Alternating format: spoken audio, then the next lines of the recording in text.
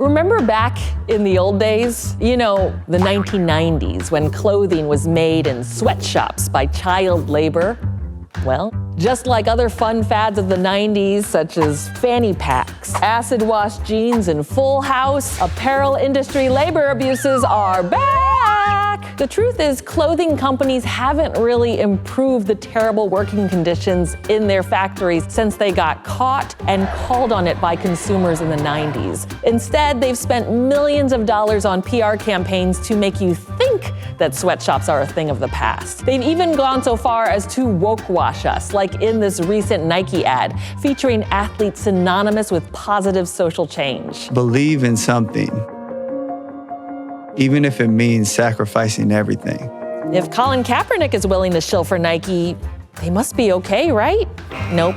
And it's not just Nike. Industry-wide, clothing companies are still not paying workers a living wage or providing safe work environments. One way brands disguise their abuse is by releasing corporate responsibility statements like this one from H&M, which states that 850,000 textile workers will be paid a living wage by 2018. Spoiler alert, it's past 2018 and H&M is still not paying their workers a living wage. Brands even go so far as to join groups like the Fair Labor Association, which claim their members uphold living wage standards, but these groups are industry moderated.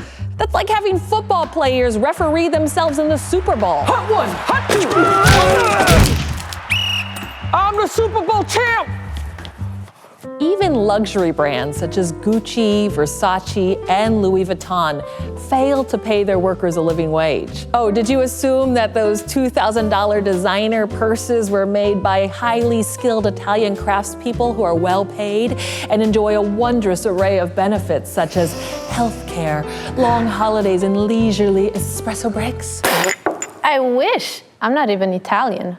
According to a report by the Clean Clothes Campaign, luxury brands hire garment workers from Eastern Europe to avoid paying a living wage and to get away with labor rights violations. In 2018, the billionaire owners of Gucci and Louis Vuitton made great PR for themselves when they pledged $300 million to restore Notre Dame Cathedral just days after it caught on fire. For $300 million, they could have paid garment workers a living wage to build a whole new Notre Dame Cathedral out of Louis Vuitton purses. Well, at least the Times Square knockoff ones. What's clear is the money to pay workers a living wage is there.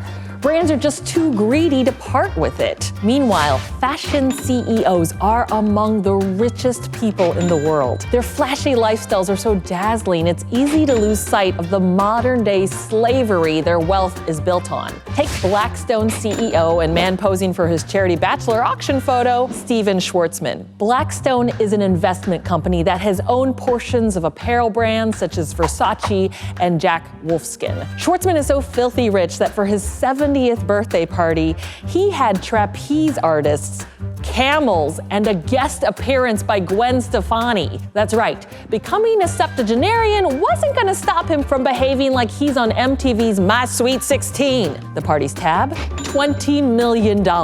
As this article in the New Republic points out, that's nearly twice what it would have cost workers at the Jabba Gamindo factory in Indonesia the money they were owed by Schwarzman's company when their factory suddenly closed. Over 4 years later, those workers still have not been paid. Or as Gwen Stefani probably sang for a ton of money at Schwarzman's party, this shit is bananas, B-A-N-A-N-A-S. Can I hear you, garment worker? Despite the PR campaigns, the corporate responsibility statements, and the industry association memberships, brands still aren't paying workers a living wage. And this is where you can help. Now, we're not suggesting that you buy less clothing. Leave me alone, Marie Kondo. My clutter sparks joy. We just ask that you check the labels of your clothes. If they were made in any country that Donald Trump can't find on a map, and yes, that includes America, tweet at the brand to pay their workers a living wage. Here's a sample tweet. Hey Zara, you up? Wanna Netflix and chill? Oh, sorry, force of habit. What I meant to say is, hey Zara, pay your garment workers a living wage now. Keep your favorite clothing companies accountable and as woke as they say they are.